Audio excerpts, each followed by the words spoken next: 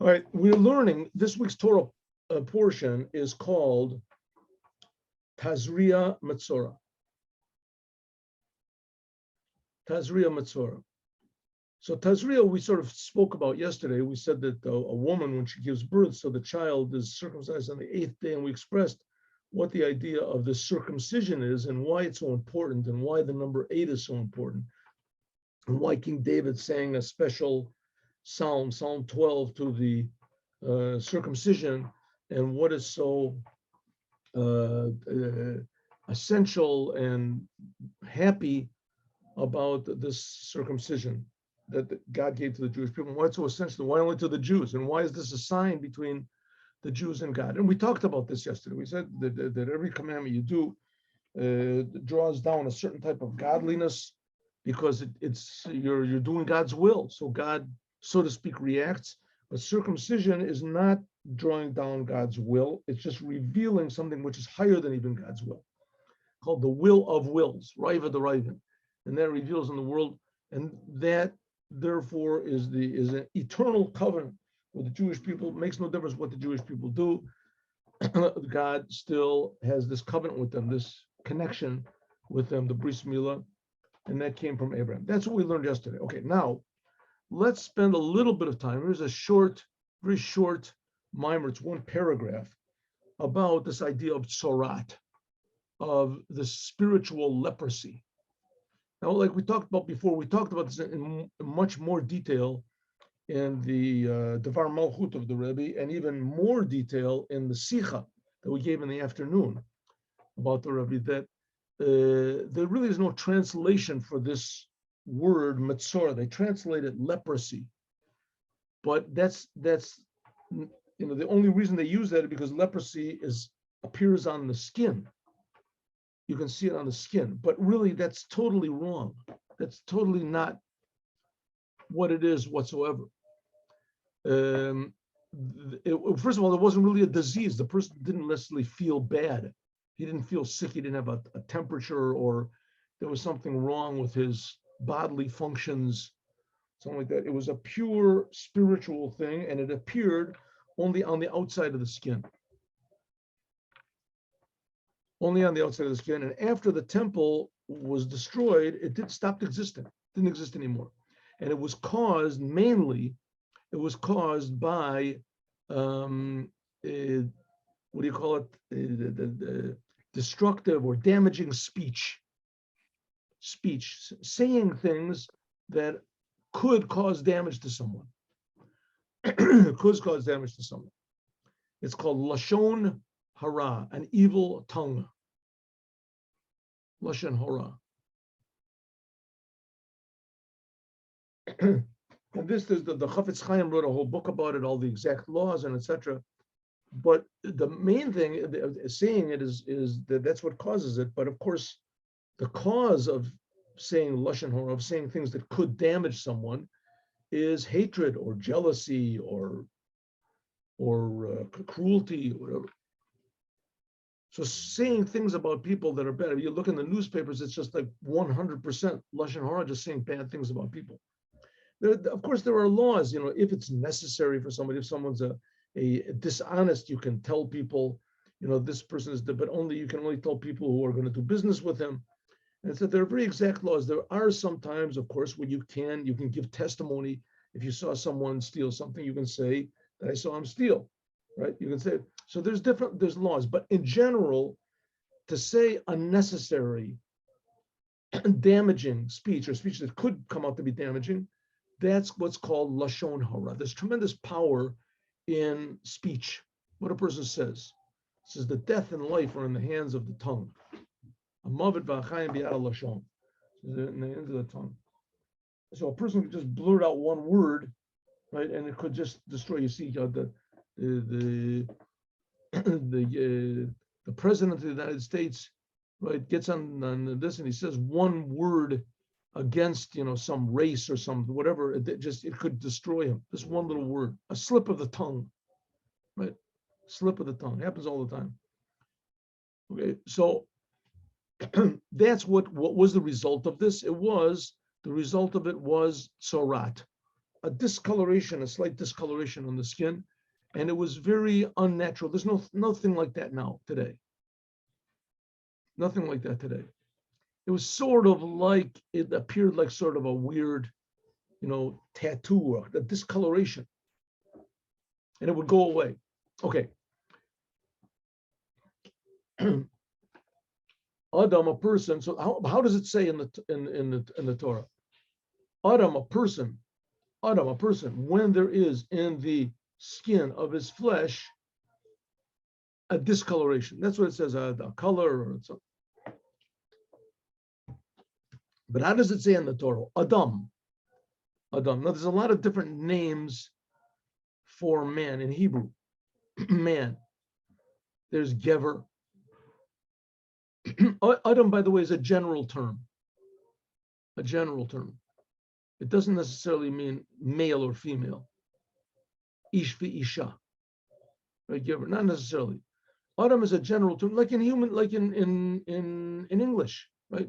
Man, mankind, man. They're trying to change that, but it's the fact is, man means human being, not an animal, a man.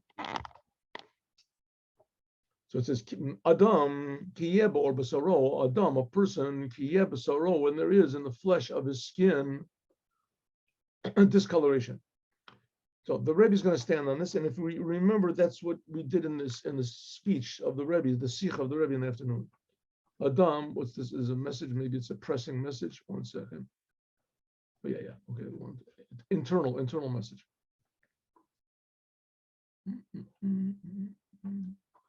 Adam. This is the ultimate level of expression of being a human being, and it's not by accident that the first man that God created was called Adam. That was man. In some ways, Adam was the most pure, complete example of a human being that there ever was until Moshiach. It says Moshiach will be higher. It says that there's 5 levels of the soul: Nefesh, Ruach, Neshama, Chaya, and Yechida, and that Adam was the level of Chaya. Neshama was Moshe, and Ruach was Elijah the prophet, Eliyahu, and Nefesh was David, and Mashiach is going to be Yechida. But Adam is the level of Chai. There's never been a human being that's been so human as Adam, man. And that we have to understand something. There are people still that are geniuses, right? Geniuses. They get genius ideas. You hear some of the composers and some of the the scientists and things. They get genius ideas. Genius. There's people who are just geniuses. What does it mean they're genius? That they receive inspiration. They receive inspiration. And that's what was the lahavdil, to separate. There was the prophets. Prophets were people who reached a tremendously high level of purity, and they received inspiration. It doesn't have to be necessarily. Bilam also says it had prophecies in the Torah. Bilam said receives in some ways the clearest prophecies about Mashiach are from Bilam, who was an evil person who wanted to destroy the Jews.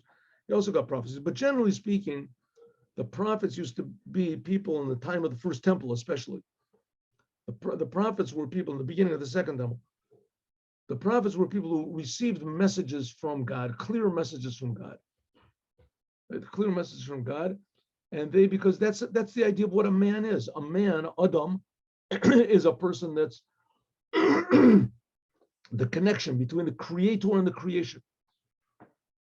And we talked about this before. That's why it says that Daniel, when he was in the lion's den and the lions didn't kill him, it was not really such a miracle that the hungry lions, but they didn't kill him, because animals naturally have awe and fear in front of God. And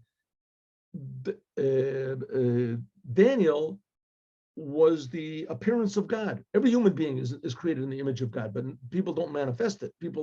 They give their energy to their animal side, their natural urges. But the fact of the matter is that if a person devotes himself to his godly side and acts, speaks, thinks accordingly, he'll also come to feel accordingly. And ideally, that's what Adam was. So Adam is the ultimate, pure, complete example of what God created. Adam. And I mean, if you think about it a second, they say the joke, how in the raising of the dead, how are you going to know who Adam is? There's going to be like, billions of Jews. This is like, they'll be like the stars of the sky. And this is, so he's going to be the only person that doesn't have a navel, a place where there was an umbilical cord, because he didn't have a mother.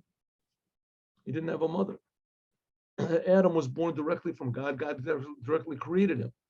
So that's pure man. I mean, the fact of the matter is that each one of us is created directly by God, or let's say indirectly by God. It comes through our parents. And if you learn books of Kabbalah, Hasidut also, that there's all these spiritual levels that it also comes through. But Adam was not so. Adam came directly from God, God's word. So that's Adam. So how does it say in the Torah, Adam, this ultimate pure form of man, ki yeb or basaro, when there is sarat, that he speaks lashon hara, that he speaks evil speech. What's going on over here? If he speaks evil speech, how does he get blemishes on his skin from doing bad? So that's what the Rebbe is going to deal with here. Adam, the ideal man, the goal of human, perfect man. This is a very, very high level. Because this is the completion of all. Pirush, what does it mean? Because man includes in him all of the different levels of aspects of godliness: chesed, gevura, rachamim, love, awe, mercy, kolamidos, all of the emotions, habanhagos, and all the conduct, hashaychus, bechinas, b'mishu shalit u'moshel, all that which are relevant to the one who rules over the world, God. What's the difference between a man and an animal? Animals also, they demonstrate certain human attributes, right? You see in animals, there's love, there's fear, right? You see the deers run away, whatever, from, the animal. Deers run away from lions, and there's fear in animals, and there's love in them. You ever see how animals care for their young, right? How they're young, they always have to fight for their young. So there are human. Rabbi, Abba's in the waiting room. He has to get back in. Oh yeah, here we go. Thank you. Okay. Try to work on it today. We'll see. Okay, so again, what's the difference between a man and an animal? Animals have certain natures that they can't change. A dog is always a dog. A horse is a horse. A cow is a cow. They have that you can train a dog. That's because that's part of the nature of a dog, that he can be trained. Right? That's what they say, the dogs and all these animals that can be trained. That's what somebody told me. All the animals that can be trained or tamed, why they go in packs?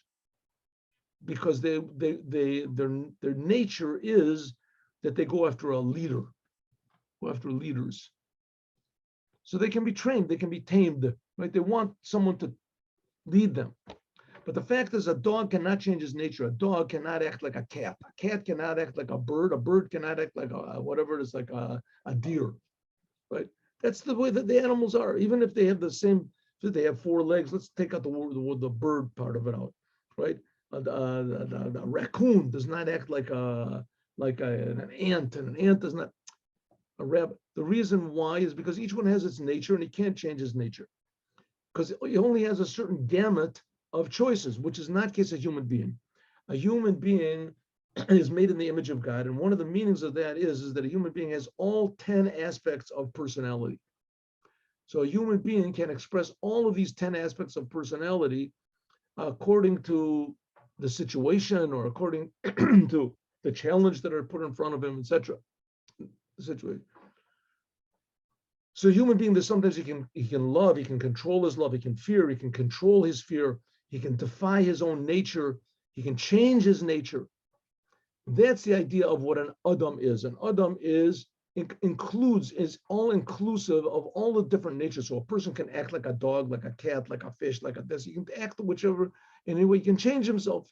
He includes everything from all these different levels. That's man. Which is not the case, which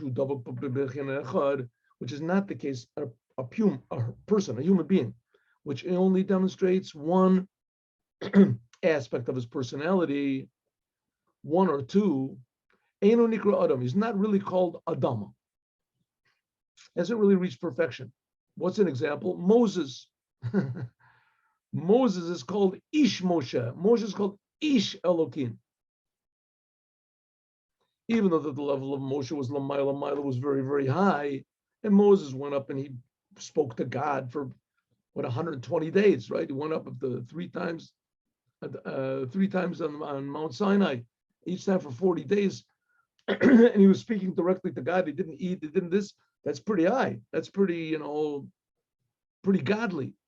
Nevertheless, Adam, the level of Adam is higher than him. Like it says in the Zohar, Parshas Tazria. Look in the Zohar over there, you'll see. Because Adam had everything. And therefore Adam was able to go up very, very high in what he did.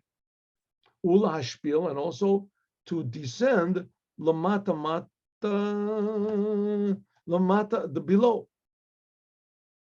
And the whole world depended on him. Adam. So we see that's the whole story of the Bible. What's the story of the Bible? The story of the Bible really is telling us that there's one point in the Bible, how important man is. How important man is and how important this world is. And consequently, how essentially good man is. And how essentially good the world is. But the only one that can really bring out this good is man. Man has free will. He has the choice to either follow his animal urges or his godly urges, whatever he wants. If he follows his godly urges, then he's elevated himself. Then if he manifests this self-realization in the world and his actions, then he elevates the world. He reveals how good the world is, and he reveals how good essentially human beings are. All human beings. But that's, like we said so many times before, that's the whole goal of the Jewish people, why the Jewish people were chosen, to tell everybody exactly what I'm telling you right now. How essentially good everybody is. Adam, that's our goal. But nevertheless, Moses in some ways was not as high. Here he brings down, excuse me one second. He says, look in the Zohar, and you'll see over there that it does equate Adam to Moses to Adam. It explains in okay. That's what it says in this parentheses. Okay, Adam who kishe machshirim masab. So here it says Adam. So we can't get to this level of Adam. Why does it say in the Torah Adam? So it says good. Adam, that's one meaning of Adam, is the first man, this ultimate purity, but it's also the goal for each of us. We're all called Adam. Adam is when a person mukhsharin, when he corrects and that I say refines masav, his deeds, v'tikun kol hadavarim, and he fixes all of his personality up, v'habechinas, on the levels which are above, then he can call the Devarim. Good.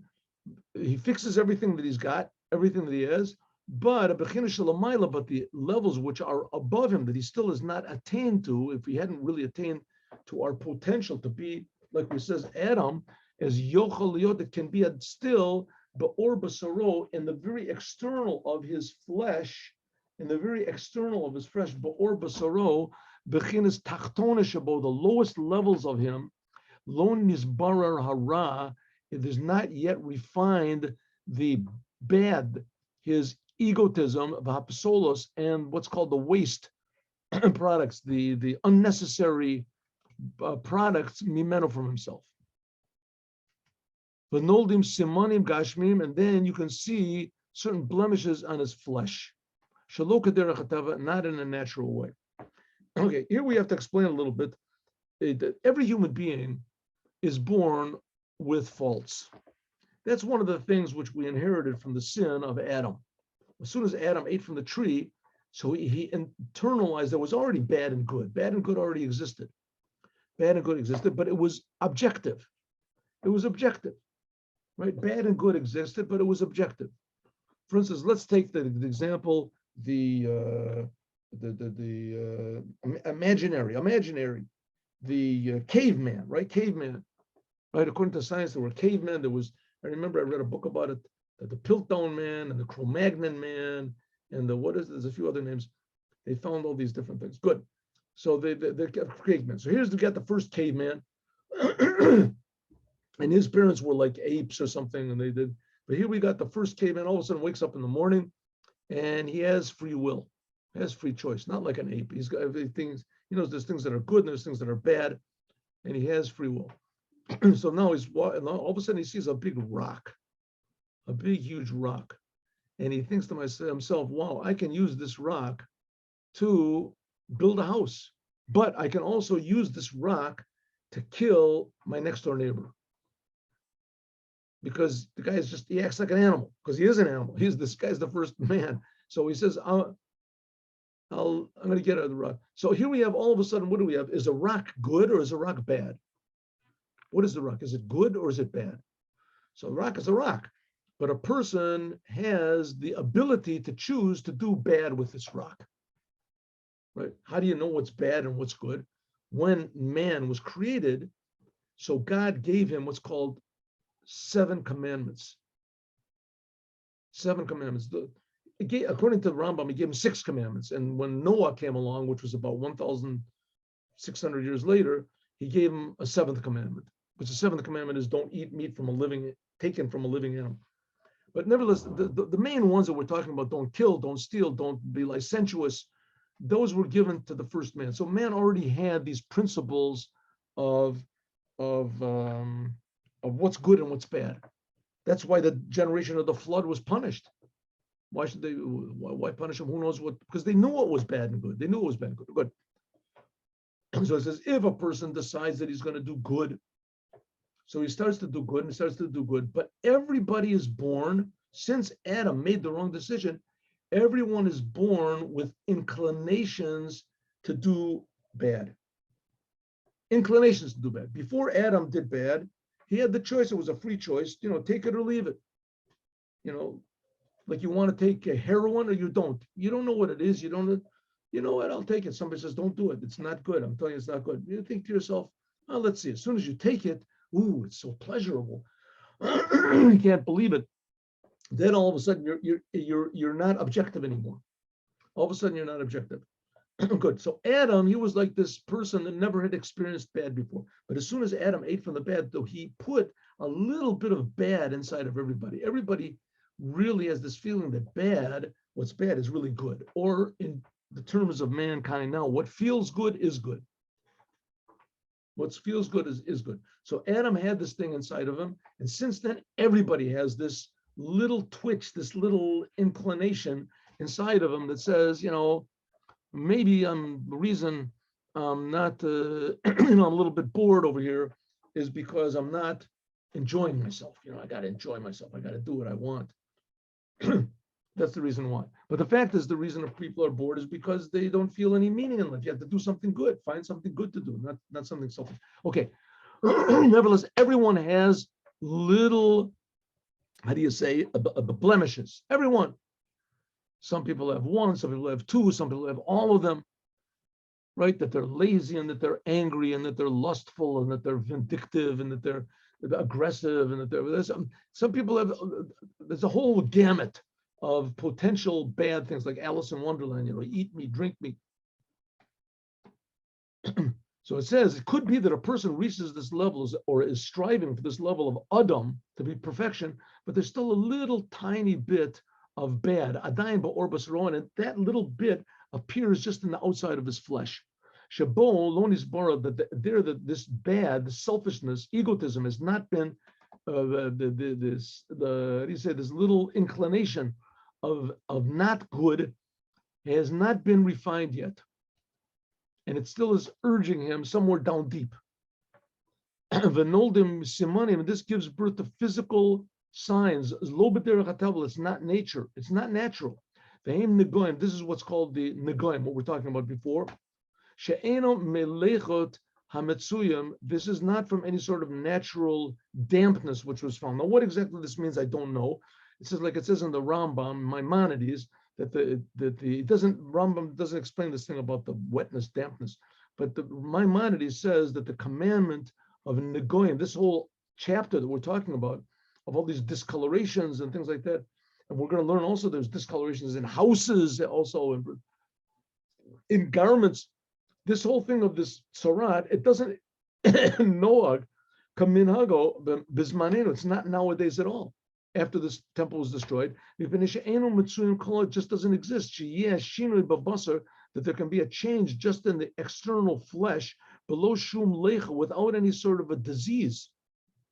Shahari huka mare achama amuka minatzel. This is like seeing the sun deep within the shadows. Whatever this is, I don't know. I never saw an example. This whole thing of the discoloration of the skin and the person becomes impure, this is a miracle. Because spiritually, Ba'avodas Hashem, and the serving of God, Tikkun b'ma'asav, we're talking about a person that fixed up all of all of his bad traits, ubira hara, and he has refined all of his own selfishness from good. He's separated it like it was when the world was created. That bad and good is totally separated by him, and he would never consider doing the bad. And everything, rak pasul, there's just a little bit of waste product, a tiny little bit of selfishness, shebesop lavusha, which are the end of his garments, lonis bara, that they haven't been refined. Like I told you the story, remember, it said the son of Rabbi Elazar ben Shimon, that Rabbi Shimon Bar Yochai. Rabbi Shimon Bar Yochai, his son was called Rabbi Elazar ben Shimon. And Rabbi Elazar ben Shimon died, and his wife put him in the attic.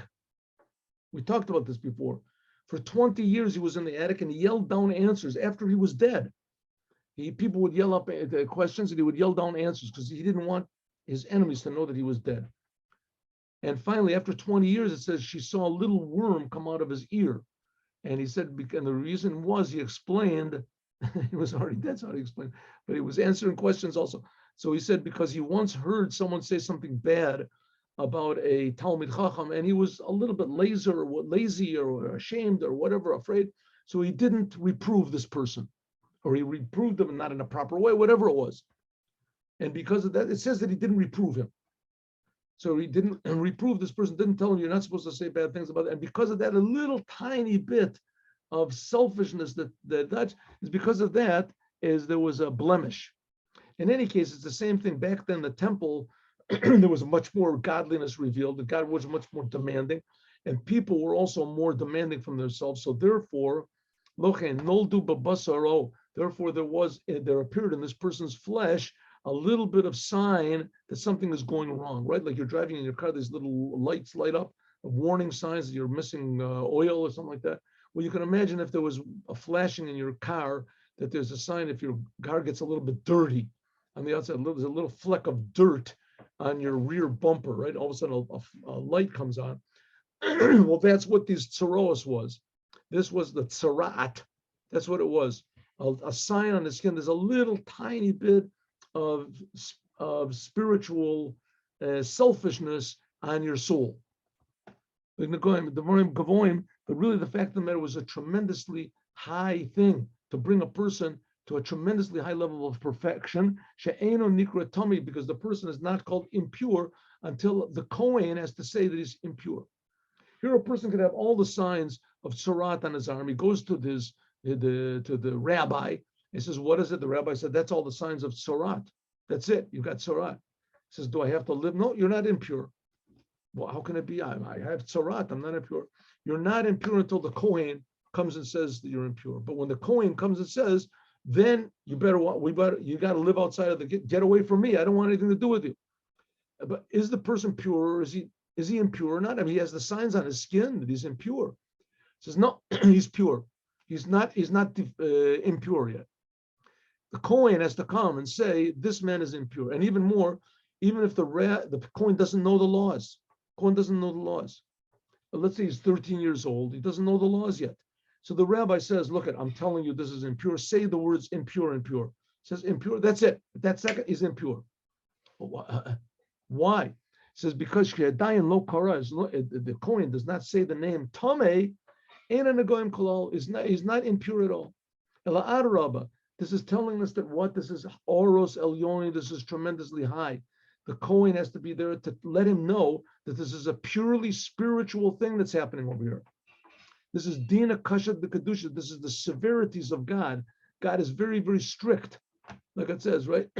the higher a person's responsibility, the more strict things are. The brain surgeon in the hospital, if he makes a little tiny mistake with his finger, it could cost the person his life, which is not the case. The janitor, he could leave out a whole floor if he doesn't wash one whole floor, one whole, right?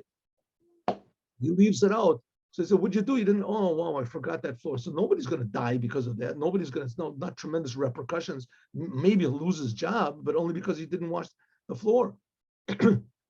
So there was millions and millions of little tiny movements like that he didn't make. And nevertheless, there was no serious repercussions because it wasn't so important. But when the brain surgeon, if he misses a little thing like that, ooh, that's bad. The same thing is when a person wants to really sanctify himself, really become holy. So God is very, very strict, and He wants it to be that way. He wants it to be that way. That's his goal. A brain surgeon doesn't want to be a floor sweeper. Ahova, Aaron, that's what it says. He has to be brought to Aaron a Kohen, shenitalim, that he gets elevated by means of the Kohen, the priest. Priest is not a nice word. Shehu chesed elyon, that the Kohen, that's what's called God's love.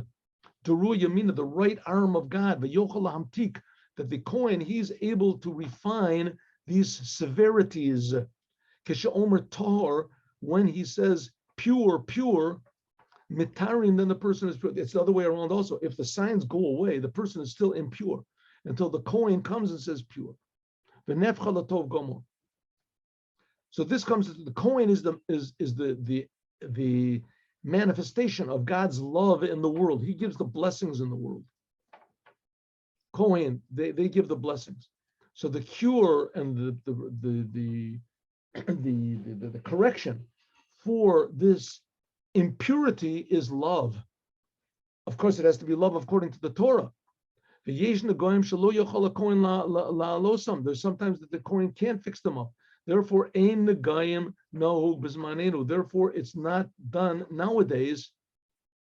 Because they're not found in people. Because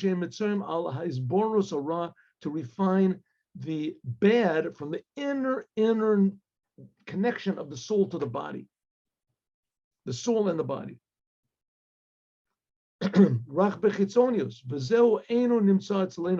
Nowadays, there's not found in our days that a person has totally purified himself.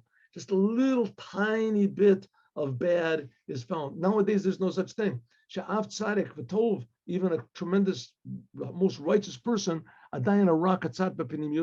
still has a little bit of bad inside of him. Until Moshiach comes and purifies the whole entire world, there's always going to be this little bit of bad that's always existing. So what's the Tzorat come to tell us? The Tzorat comes to tell us, says the Rebbe, that a person has purified himself almost totally. He's almost reached the level of Adam. And that was in the time of the temple possible. And the Tzorat came to tell him what he had to be fixed up, what remained in order to fix him up, and so that he could be totally spiritually healthy. That's what the Tzorat was. So it's not exactly clear to me if there were two types of Tzorat. One was for this reason that he's speaking, and the other one was because of Lashon Hora, that he spoke bad language, that it was a very thick, obvious type of bad. So there was two types of Tzorat. One because of this very sort of disgusting bad, that a person said bad things, and that's one type. And then there's another type which is a refined, that a person is so tremendously fine, would never dream of saying bad things about people. But he has a little tiny bit of selfishness hidden down deep somewhere in his soul, and he has to fix this up, that he has to be fixed up, and it comes on his skin as a sign to show that it's just a little bit that's remaining to be fixed up. Two types. In any case, however it is, there is definitely this aspect of tzorata that comes only because of a person's desire to be perfected and to perfect himself and to rid himself of even the slightest inclination toward selfishness, toward the blemish that Adam brought into the world of selfishness. Good. That's ideally the idea of Chassidut. The idea of Chassidut, if you read the Tanya, it starts off with this incredible statement that everyone is sworn to be a tzaddik. A tzaddik is like this level of Adam. Mashbi'in oto te'eh tzaddik. Everyone is given an oath to be a tzaddik. And then it continues on from there. That you won't be able to be a tzaddik. You're also given an oath to be not to be an evil person, but to be a tzaddik. So that's the goal, is to be a tzaddik. If you don't reach that goal, then this whole book, the Tanya, is written for you. How not to be depressed, how to continue striving to be a tzaddik, how to realize you're never going to really make it to be a tzaddik now, especially not now. So that's what he says. Everybody has a little bit of selfishness, a little bit of something bad inside of them that can only be fixed when Mashiach comes. And therefore, nowadays, there is no tzorat to tell us that there's a little blemish in our souls that we can fix up. But we still have to strive for ultimate perfection, because perfection is within our reach. How? By means of us bringing Mashiach. And Mashiach will teach us how to achieve this level, which is even higher than Adam. We said Adam only reached the level of Chaya, he'll reach the level of Yechida. And now let's do the Yom Yom.